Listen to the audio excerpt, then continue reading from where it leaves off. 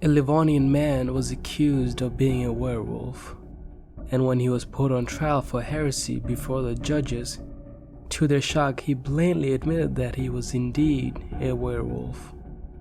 This is the story of Old Thiess.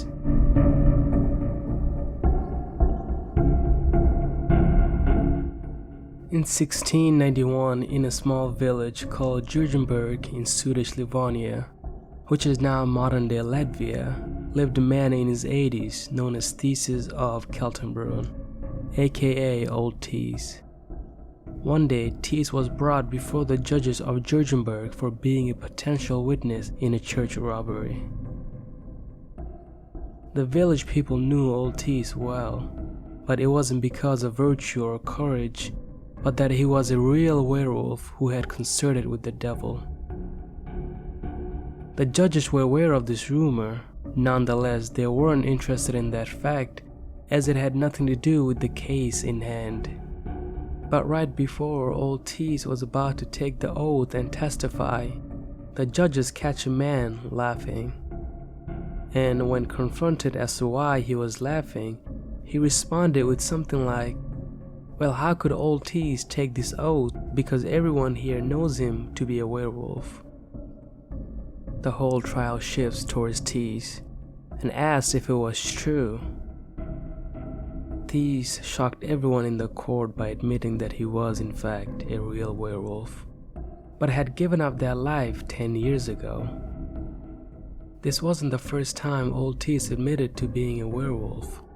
He admitted to being a werewolf once before in the court when a farmer broke his nose. He had then told the judges that he had traveled to hell where this farmer was worshipping the devil and had beaten with a broomstick decorated with horses' tails.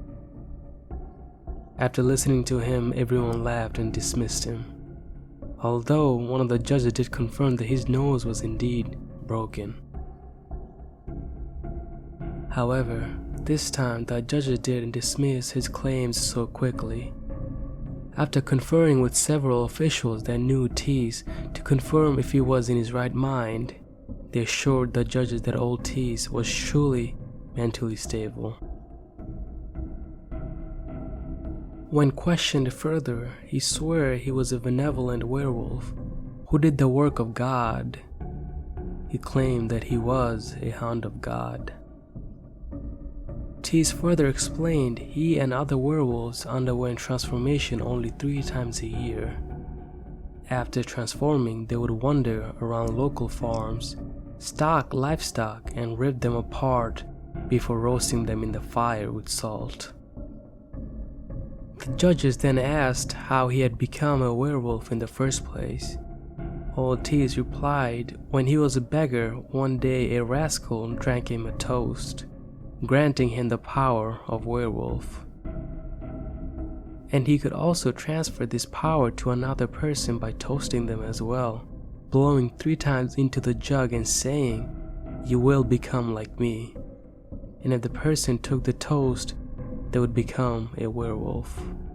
But Thiess claimed he hasn't found anyone yet who is ready to take the role of lycanthrope from him.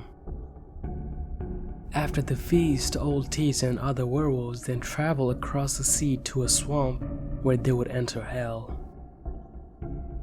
After entering, they would battle the devil and his witches, beating them with iron rods while chasing them like dogs.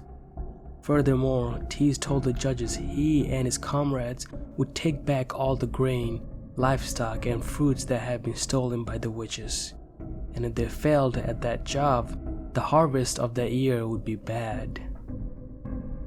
Old Thiess assured the judges of Jurgenberg that werewolves are servants of God and play a crucial role in his plans for mankind. And when they die, they go to heaven, whilst witches go to hell.